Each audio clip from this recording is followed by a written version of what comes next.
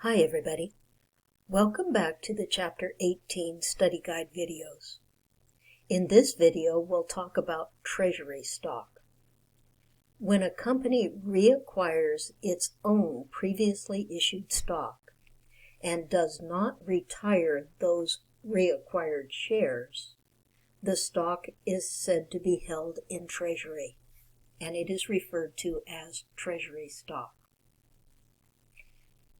Treasury stock is not an asset of the company. Treasury stock does not receive dividends. Treasury stock does not have voting rights. Treasury stock is noted as being issued, but not counted as being outstanding. Treasury stock is a contra equity account with a normal debit balance. It takes an asset, usually cash, to acquire treasury stock. So it reduces an asset and reduces an equity when treasury stock is acquired. And never can you recognize a gain or loss on the sale of treasury stock. Let's work with some examples. Cintas Company purchased 1,500 of its own shares of stock for $12,000 on April 15th. Calculate the cost per share that Cintas paid for the treasury stock.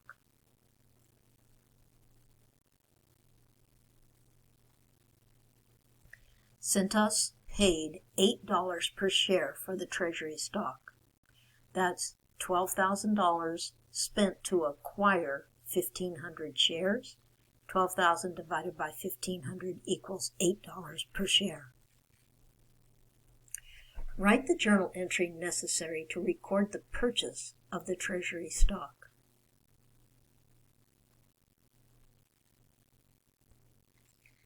Debit treasury stock, $12,000.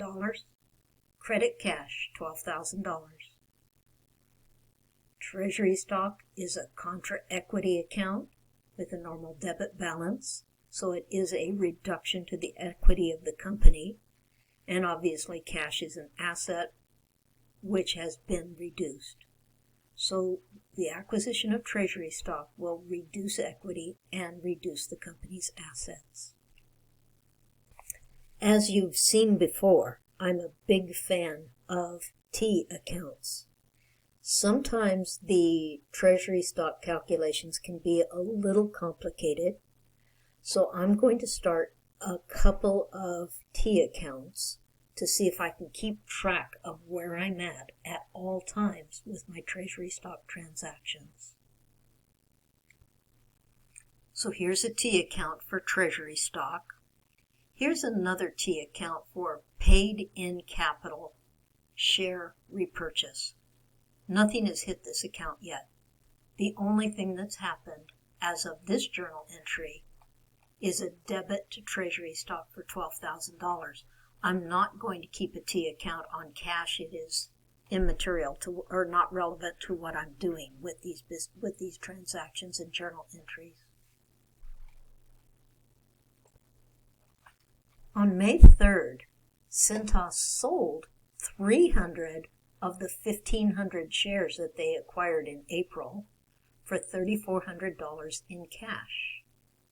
We need to calculate the amount to be credited to the treasury stock account. Note, and this is really important, pay attention.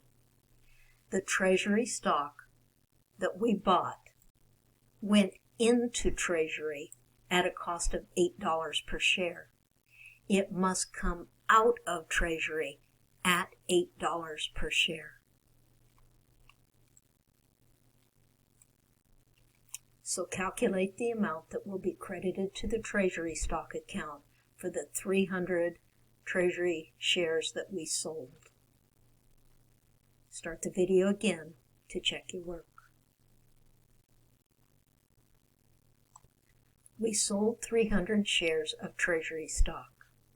we need to reduce our treasury stock account for 300 shares at the same price that we put it in, $8 per share. So 300 times $8 per share equals $2,400. So we're going to have a credit to treasury stock for $2,400. Go ahead and write the entire journal entry with respect to the sale of 300 shares of treasury stock for $3,400.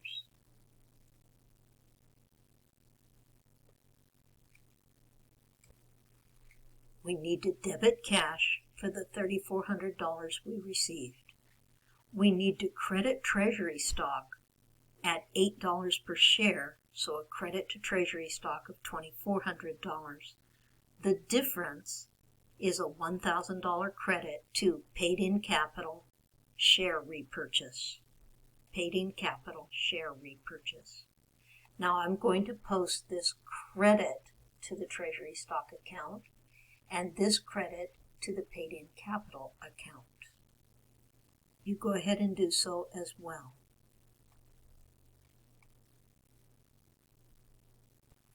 On May 3rd, we credited treasury stock for $2,400. That's this credit here. And we credited paid-in capital share repurchase for $1,000. That's that $1,000 credit here.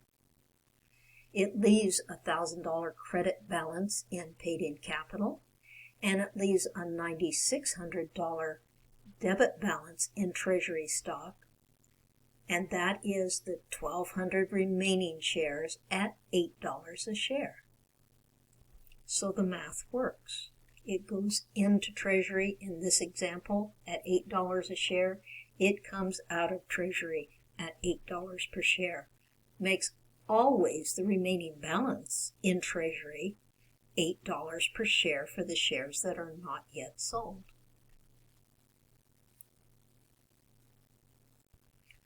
On May 23rd, Cintas sold 800 shares of treasury stock for $6,000. Calculate the amount to be credited to the treasury stock account.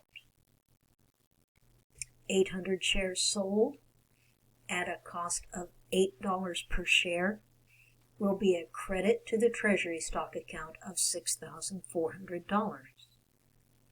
Now write the journal entry necessary to record the sale of this stock.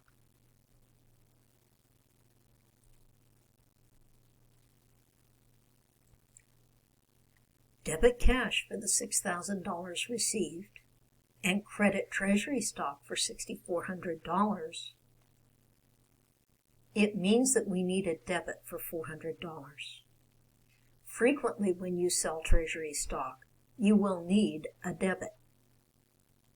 If you need a debit, take that debit first out of any remaining balance in paid-in capital. If you don't have enough balance remaining in paid-in capital, then debit retained earnings.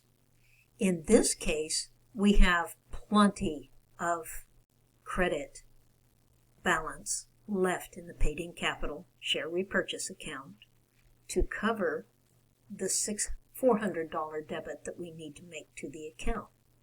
So debit paid-in capital share repurchase $400. Now I'm going to post this debit to paid-in capital and this credit to treasury stock in the T accounts.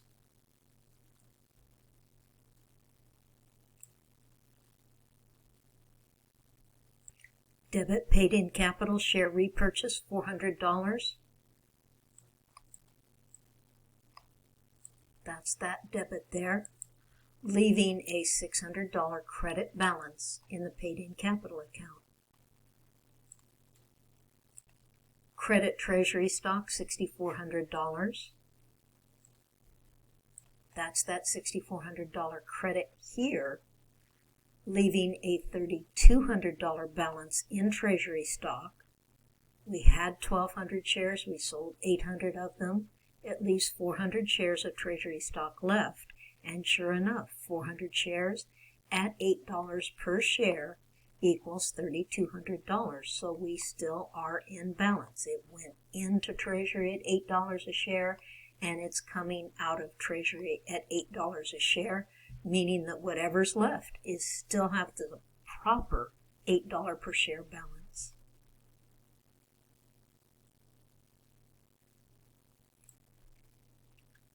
On June 15th, Cintas sold the remaining 400 shares of Treasury stock for $2,400. Calculate the amount to be credited to the Treasury stock account.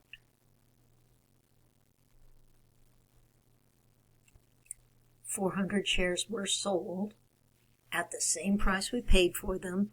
$8 per share is the amount that we will credit the Treasury stock account.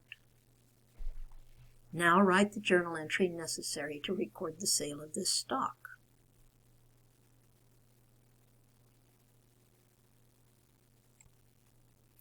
We're going to debit cash for the $2,400 cash received. We're going to credit Treasury stock for the $3,200. That's the 400 shares sold at the same price we paid for them, $3,200. We need $800 debit to make this journal entry balance.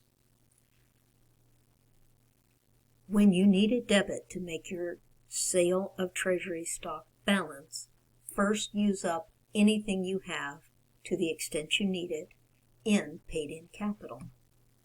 If I go up to our T account up here, I had a $600 credit balance left in the paid-in capital share repurchase account. I'm going to use all of that with a debit of $600 to PIC share repurchase. And that's why I debited paid-in capital share repurchase for $600. But I'm still out of balance. That's $3,000 debit between these two debits here and a $3,200 credit. I still need a $200 debit. When you have sold Treasury stock and you've used up all of your paid-in capital share repurchase account, then debit retained earnings for anything else. The overflow goes into retained earnings. And that's why I debited retained earnings $200. Now I'm going to post the debit to paid-in capital share repurchase of $600 and the $3,200 credit to Treasury stock in the T accounts. Now remember, we sold all of the Treasury stock. We have no Treasury stock left. So after posting this transaction to those T accounts, we should have a zero balance in our paid-in capital share repurchase account and a zero balance in our Treasury stock account. Let's see if it worked. Debit paid-in capital share repurchase $600.